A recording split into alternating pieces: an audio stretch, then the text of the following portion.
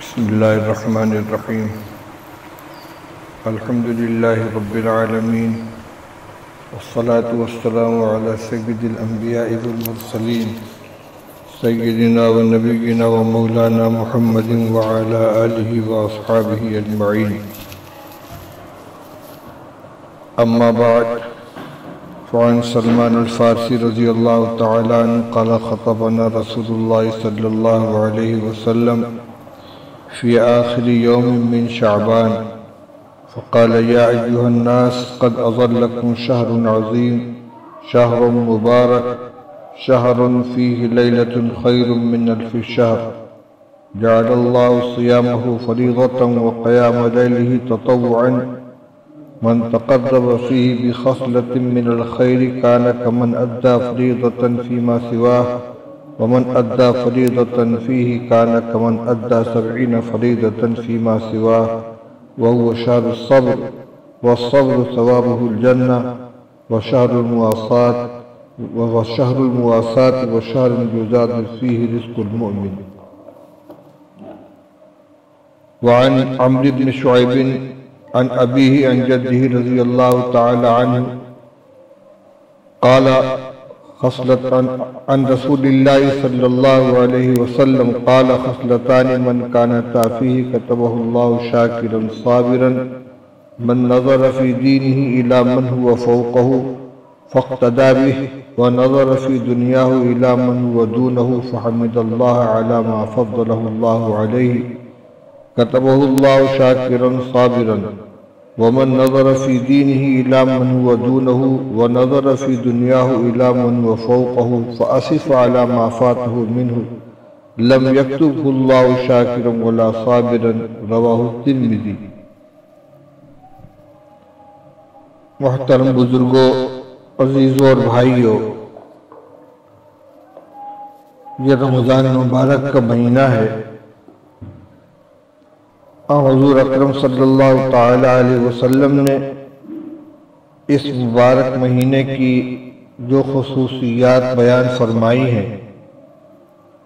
اور جن خاص اعمال کی نشاندہی فرمائی ہے، ان میں اس مہینے کی ایک اہم خصوصیت یہ ہے کہ یہ صبر کا مہینہ ہے. آپ نے ارشاد فرمایا: بہو شہر الصبر والصبر ثوابہ الجنہ.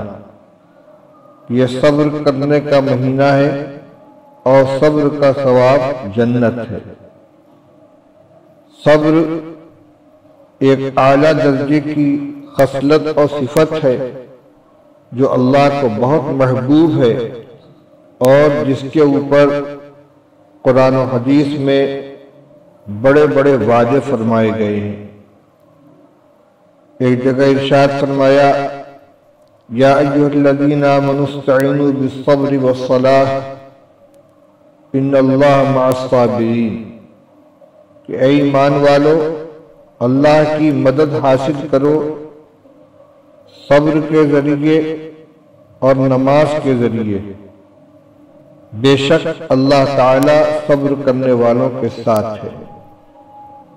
اس آیت کریمہ میں اللہ کی مدد حاصل کرنے کے دو ذرائع بیان فرمائے گئے ہیں، ایک صبر اور ایک نماز.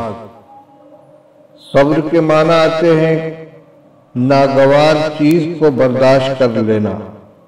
جو چیز طبیعت کو ناگوار ہو، جس کو طبیعت پسند نہ کرے، اس کو برداشت کر لینا، اس پہ جزا فضا یا ناشکری کا اظہار نہ کرنا، یہ صبر کہلاتا ہے. رمضان مبارک کے روزے کے اندر صبر کا مظاہرہ اچھی طرح ہوتا ہے. سب سے اہم بات یہ ہے کہ انسان کی جو طبعی ضرورتیں ہیں، کھانا پینا اور اپنی جنسی خواہش کی تکمیل، ان سے اپنے آپ کو روک کر رکھنا ہے اور محض رضا الہی کے لیے. حلال غذا موجود ہے، پیاس لگی ہے، پانی موجود ہے، اپنی طبیعت کی تسکین کے لیے شریک حیات موجود ہے، لیکن اللہ کے حکم کی بنا پر اپنی ان ضرورتوں کی تکمیل سے اپنے آپ کو روک کر رکھنا یہ صبر ہے۔ اور اس آیت کریمہ میں جہاں اللہ تعالیٰ نے استعینوا بالصبر والصلاۃ کا حکم فرمایا ہے، اگرچہ لفظ صبر عام ہے لیکن بعض مفسرین نے صبر کی تشریح صوم سے کی ہے، یعنی اللہ جل شانہ نے اس آیت کریمہ میں روزہ اور نماز کے ذریعے اللہ کی مدد حاصل کرنے کی ہدایت دی ہے اور اس کی ترغیب فرمائی ہے۔ آج کی اس مجلس میں صبر ہی کے متعلق کچھ عرض کرنا چاہتا ہوں۔ صبر اور شکر یہ دو ایسی خصلتیں ہیں جو اللہ کو بہت محبوب ہیں۔ خوشحالی میں، نعمت میں، طبیعت کے مطابق حالات پیش آنے میں انسان سے شکر مطلوب ہوتا ہے، اور تنگی، بیماری، غم، پریشانی اور طبیعت کے خلاف ناگواری پیش آنے کی صورت میں صبر کا مطالبہ ہوتا ہے۔ اور جس بندے میں یہ دونوں صفات پائی جائیں کہ وہ صبر کرنے والا بھی ہو، شکر کرنے والا بھی ہو، ایسا بندہ اللہ تعالیٰ کے نزدیک بہت محبوب اور بہت قابل اجر ہوتا ہے۔ چنانچہ ایک روایت میں رسول اللہ صلی اللہ علیہ وسلم نے مومن کی یہ خصوصیت بیان فرمائی ہے کہ مومن کا بھی عجیب حال ہے کہ اگر اس کو کوئی اچھی حالت پیش آتی ہے وہ اس پر صبر اللہ کا شکر ادا کرتا ہے، اور کوئی ناگوار صورت پیش آتی ہے اس پر وہ صبر کرتا ہے تو اس کی خوشحالی بھی اس کے لیے باعث نعمت بن جاتی ہے اور اس کی پریشانی بھی اس کے لیے باعث نعمت بن جاتی ہے۔ اور یہ چیز مومن کے علاوہ کسی کو نصیب نہیں ہے۔ چنانچہ حضرت صہیب رضی اللہ تعالیٰ عنہ کی روایت ہے، وہ فرماتے ہیں کہ رسول اللہ صلی اللہ تعالیٰ علیہ وسلم نے ارشاد فرمایا کہ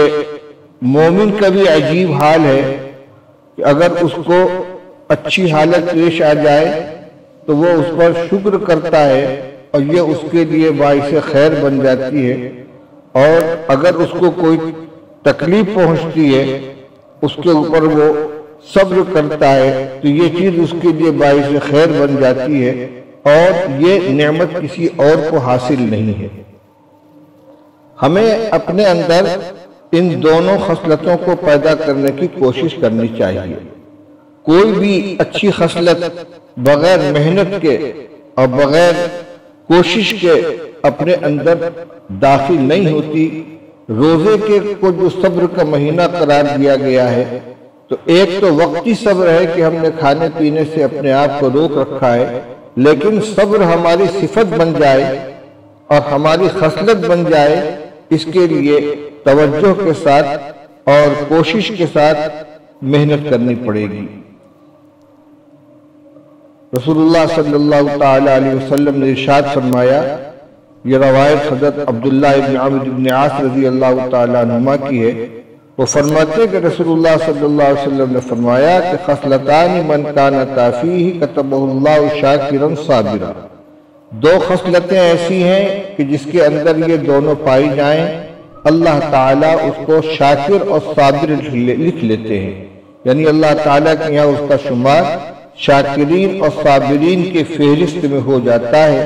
وہ اللہ کے یہاں شکر گزار بندہ بھی قرار پاتا ہے اور صبر کرنے والا بندہ بھی قرار پاتا ہے۔ تو ان دونوں خصلتوں پر اللہ کی طرف سے جو انعامات ملتے ہیں، صبر پہ جو کچھ ملنے والا ہے وہ بھی اسے ملتا ہے، شکر پر جو کچھ ملنے والا ہے وہ بھی اسے ملتا ہے۔ اب وہ دو خصلتیں کیا ہیں انہی کو سمجھنے کی ضرورت ہے۔ اس کے لیے ہمیں توجہ کرنی پڑے گی، کوشش کرنی پڑے گی۔ فرمایا من نظر فی دینہ الی من ہوا فوقہ فاقتدی بہ ونظر فی دنیاہ الی من ہوا دونہ فحمد اللہ علی ما فضلہ اللہ علیہ کتبہ اللہ شاکرا صابرا۔ جو شخص اپنے دین کے اندر اس شخص کو دیکھے جو اس سے اوپر ہو، اس سے بڑھ کر ہو، اور پھر یہ اس کی پیروی کرے، اور اپنی دنیا میں اس شخص کو دیکھے جو اس سے کم درجے کا ہو، اور پھر اللہ کا شکر ادا کرے کہ اللہ تعالیٰ نے اس کو اس کے اوپر فوقیت عطا فرمائی ہے، اس کے مقابلے میں فضیلت عطا فرمائی ہے، تو اللہ تعالیٰ اس کو شاکر اور صابر لکھ لیتے ہیں۔ مضمون بالکل واضح ہے کہ دین کے معاملے میں اپنا مقابلہ اور اپنا موازنہ اپنے سے زیادہ دیندار انسان سے کرنا ہے۔ ظاہر بات ہے کہ جب ایک شخص اپنے سے زیادہ دیندار شخص سے اپنے عمل کا موازنہ کرے گا تو اپنے عمل کو اس کے مقابلے میں کمتر پائے گا، اور اتنے ہی پر بس نہیں کرنا بلکہ فاقتدی بہ، اپنے سے زیادہ دیندار انسان کو دیکھے، اس سے اپنے عمل کا موازنہ کرے، اور پھر اس کی نقل کرنے کی کوشش کرے، دینداری میں اس کی سطح تک پہنچنے کی بلکہ اس سے آگے بڑھنے کی کوشش کرے۔ اس کے برخلاف دنیاوی چیزوں میں مال و دولت ہے، معیار زندگی ہے، لباس ہے، مکان ہے، زندگی کی آسائشیں اور سہولتیں ہیں، صحت و عافیت ہے، یعنی جتنی چیزوں کا تعلق دنیا کی راحتوں سے ہے، ان تمام چیزوں میں انسان ہمیشہ اپنا موازنہ اپنے سے غریب، کمزور اور پریشان حال انسان سے کرے، اور یہ دیکھے کہ اللہ نے مجھ کو اس سے بہتر بنایا ہے۔ تو فرمایا کہ دنیا کے سلسلے میں اپنے سے کمزور انسان کو سے اپنا موازنہ کرے، دیکھے، اور دیکھنے پر اکتفا نہ کرے بلکہ فحمد اللہ علی ما فضلہ اللہ علیہ، اللہ تعالیٰ کا شکر ادا کرے کہ اللہ نے مجھ کو اس سے بہتر بنایا ہے، تو کیا ہوگا؟ کتبہ اللہ شاکرا صابرا، اللہ تعالیٰ اس کو شاکر اور صابر لکھ لیں گے۔ اب اس کے بالمقابل ایک دوسرا انسان ہے، فرمایا ومن نظر فی دینہ الی من ہوا دونہ ونظر فی دنیاہ الی من ہوا فوقہ فاسف علی ما فاتہ منہ لم یکتبہ اللہ شاکرا ولا صابرا۔ جو شخص اپنے دین کے اندر اپنے سے کم درجے کے انسان کو دیکھے، اس سے اپنا موازنہ کرے، اور اپنی دنیا کے اندر ایسے شخص کی طرف دیکھے جو اس سے بڑھ کر ہے، اور پھر اس کو افسوس ہو ان چیزوں پر کہ جو اس کو نہیں ملی ہے، دوسرے دنیا دار کے پاس ہے اور اس کے پاس نہیں ہے، اس سے یہ محروم ہے، اس پر افسوس کرے۔ فرمایا اللہ تعالیٰ نہ اس کو شاکر لکھتے ہیں نہ صابر لکھتے ہیں۔ یہ روایت ترمذی شریف کی ہے۔ ذرا غور کیجئے کہ اس میں آدمی اپنی سطح پر موجود ہے، صرف نقطۂ نظر کا اور موازنہ کرنے کا انداز بدل جاتا ہے۔ ایک شخص ہے جو دین کے اعتبار سے ایک سطح کے اوپر زندگی گزار رہا ہے۔ اب اس کے لیے دونوں گنجائشیں ہیں، دونوں صورتیں ہیں۔ اپنا موازنہ اپنے سے زیادہ دیندار انسان سے کرے تو ظاہر بات ہے کہ اپنے کو اس کے مقابلے میں دین کے اعتبار سے کمزور پائے گا، اور اگر یہی شخص اپنے سے کم دیندار انسان سے اپنا موازنہ کرے گا تو اپنے کو اس سے زیادہ دیندار پائے گا۔ مثال کے طور پر ایک شخص ہے کہ جو پنجگانہ نماز کا اہتمام کرتا ہے، لیکن نہ اشراق پڑھتا ہے، نہ چاش پڑھتا ہے، نہ تہجد پڑھتا ہے، نہ نفلوں کا اہتمام کرتا ہے۔ اب یہ نمازی اگر اپنا موازنہ کسی ایسے شخص سے کرے کہ جو نماز بڑے اہتمام کے ساتھ ادا کرتا ہے، اذان ہوتے ہی مسجد میں پہنچ جائے، صف اول کا اہتمام کرے، تکبیر اولیٰ کا اہتمام کرے، سنت مؤکدہ کے ساتھ مسجد میں ادا کی جانے والی مسجد تحیۃ المسجد ہے، تحیۃ الوضو ہے، نوافل، ان سب کا اہتمام کرتا ہے۔ اپنی نماز کو جب اس سے موازنہ کرے گا تو اپنے کو کم درجے کا محسوس کرے گا۔ لیکن یہی شخص اگر اپنا موازنہ ایسے شخص سے کرے کہ جو پنجگانہ نماز کا پابند نہیں ہے، جمعہ مسجد میں حاضری دیتا ہے، صرف رمضان میں نماز کا اہتمام کرتا ہے، یہ سمجھے گا الحمدللہ میں تو پنجگانہ نماز کی پابندی کرتا ہوں، اس کو ترقی کرنے کی توفیق نہیں ہوگی۔ تو ہدایت یہ دی جا رہی ہے کہ دین کے معاملے میں ہمیشہ اپنے سے اونچے انسان سے اپنا موازنہ کرو۔ ایک دوسری مثال لے لیں، انفاق فی سبیل اللہ، اللہ کے راستے میں خرچ کرنا۔ اللہ تعالیٰ نے ہمارے اوپر جو عبادتیں عائد فرمائی ہیں، نیکی کمانے کے جو راستے بتائے ہیں، اس میں کچھ بدنی عبادتیں ہیں، نیکیاں ہیں، کچھ مالی ہیں۔ مالی عبادتوں میں ایک تو فریضہ زکوٰۃ ہے کہ صاحب نصاب انسان سال میں اپنے مال کا حساب لگا کر 40واں حصہ نکالے اور اس کے مصارف میں ان کو خرچ کرے۔ اب ایک شخص ہے جس کو اللہ نے اس کی توفیق عطا فرمائی ہے کہ وہ سالانہ حساب کرتا ہے اور پوری زکوٰۃ نکال دیتا ہے، ٹھیک ہے، دیندار ہے یہ۔ اب ایک وہ شخص ہے کہ جو زکوٰۃ پہ اکتفا نہیں کرتا بلکہ صدقات، خیرات، غریبوں کی امداد، ہر نیک کام میں، خدمت خلق میں بڑھ چڑھ کر حصہ لیتا رہتا ہے، زکوٰۃ بھی ادا کرتا ہے اور دیگر مواقع خیر میں بھی خرچ کرنے کا متلاشی رہتا ہے کہ مجھے کب موقع ملے اور میں کب خرچ کروں۔ یہ صرف زکوٰۃ پہ اکتفا کرنے والا جب اس سے اپنا موازنہ کرے گا تو اپنے اس نیکی کو اس کے مقابلے میں کم محسوس کرے گا اور پھر فقتدیٰ بہ پر عمل کرتے ہوئے اس کی کوشش کرے گا کہ میں بھی اسی طرح اللہ کے راستے میں خرچ کروں، تو یہ اس زمرے میں آ جائے گا جن کو شاکر و صابر قرار دیا گیا ہے۔ لیکن اگر یہی شخص سوچے کہ میں تو الحمدللہ اپنے مال کا حساب کر کے صحیح زکوٰۃ نکال دیتا ہوں، کتنے اللہ کے بندے وہ ہیں کہ جن کو اللہ نے نوازا ہے مگر وہ زکوٰۃ نہیں نکالتے، یہ اپنی دینداری پر قناعت کر کے بیٹھ جائے گا، مطمئن ہو جائے گا، اسے آگے بڑھنے کی توفیق نہیں ملے گی۔ تو یہ معیار یہ ہونا چاہیے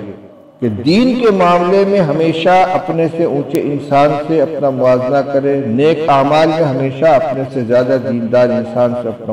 مقابلہ کرے اور اسی طرح آگے بڑھنے کی کوشش کرے، جیسا کہ صحابہ کرام رضی اللہ تعالیٰ عنہ کا معاملہ تھا۔ ہمیشہ اپنے سے زیادہ دیندار انسان کی حرص رکھتے تھے، کوشش کرتے تھے ان کے برابری کرنے کی، اور اس کے مقابلے میں دنیا کے معاملے میں قناعت ہونی چاہیے کہ جس سطح پہ اللہ نے رکھا ہو اس سے اوپر والے کو ہرگز نہ دیکھے بلکہ اپنے سے کمزور کو دیکھے، اور جب اپنے سے کمزور کو دیکھے گا تو یقیناً اپنے کو اس کے مقابلے میں خوشحال پائے گا اور پھر اللہ کی اس نعمت کا شکر ادا کرے گا کہ اللہ نے مجھ کو بہتوں سے اچھا بنایا۔ اسی لیے اگر کسی شخص کو کوئی مبتلا مصیبت دیکھے تو اس کو یہ مسنون دعا بتلائی گئی ہے، آہستہ سے یہ دعا پڑھے، الحمدللہ الذی عافانی مما ابتلاک بہ وفضلنی علی کثیر ممن خلق تفضیلا، کہ اللہ کا شکر ہے کہ جس نے مجھ کو اس پریشانی سے محفوظ رکھا جس نے اپنی اس بندے کو مبتلا کیا ہے، اور اللہ نے مجھے بہت سے بندوں سے اچھا بنایا ہے۔ سنا کر نہیں پڑھنا ہے تاکہ اس کو تکلیف نہ ہو، لیکن اپنی زبان سے اس نعمت کا شکر ادا کر دینا۔ اور یہ فطری بات ہے کہ جب انسان اپنے سے کمزور کو دیکھے گا تو نعمت کی اور خوشحالی کی جس سطح پر زندگی گزار رہا ہے اس پر شکر اور قناعت کا جذبہ اس کے اندر پیدا ہوگا۔ ایک مثال دے کر اپنی بات ختم کرتا ہوں۔ شیخ سعدی رحمۃ اللہ علیہ نے گزشتہ میں قصہ لکھا ہے، اپنا واقعہ لکھا ہے کہ ایک وقت تنگ دستی کی وجہ سے میرے پاس جوتے نہیں تھے، میں ننگے پیر چلتا تھا، اور جب ان لوگوں پر میری نظر پڑتی تھی جو جوتا پہنے ہوئے چل رہے تو مجھے اپنی پا برہنگی کے اوپر تکلیف ہوتی تھی۔ یہ تو جوتا اور چپل پہن کے چلتے میں ننگے پیر چل رہا ہوں، مجھے تکلیف ہوتی تھی۔ لیکن ایک مرتبہ میری نظر ایک ایسے شخص کے اوپر پڑ گئی کہ جس کے دونوں پیر کٹے ہوئے تھے اور وہ زمین کے اوپر گھسٹ کے چل رہا تھا، تو فوراً میں نے کہا یا اللہ تیرا شکر ہے کہ تو نے مجھے پیر عطا فرمائے۔ دیکھیں شیخ سعدی کی کیفیت میں کوئی تبدیلی پیدا نہیں ہوئی، جیسے پہلے تھے ویسے ہی اب بھی ہے، لیکن جب اپنے ننگے پیر کا وہ پاپوش لوگوں سے، جوتا پہننے والوں سے موازنہ کرتے تھے تو اپنے برہنہ ہونے کا احساس ہوتا تھا، تکلیف ہوتی تھی، لیکن جس وقت انہوں نے موازنہ کیا ہے ایسے شخص کو جس کے پاس پیر نہیں ہے، تو ان کو اپنے اس نعمت کا احساس ہوا کہ اللہ نے مجھے ایسی نعمت عطا فرمائی ہے جو دوسرے کے پاس نہیں ہے۔ بس جو لوگ ناشکرے ہوتے ہیں ان کی نظر ان چیزوں پر ہوتی ہے جو ان کو نہیں ملی ہے، اور جو شکر گزار ہوتے ہیں ان کی نظر ان چیزوں پر ہوتی ہے جو ان کو ملی ہے۔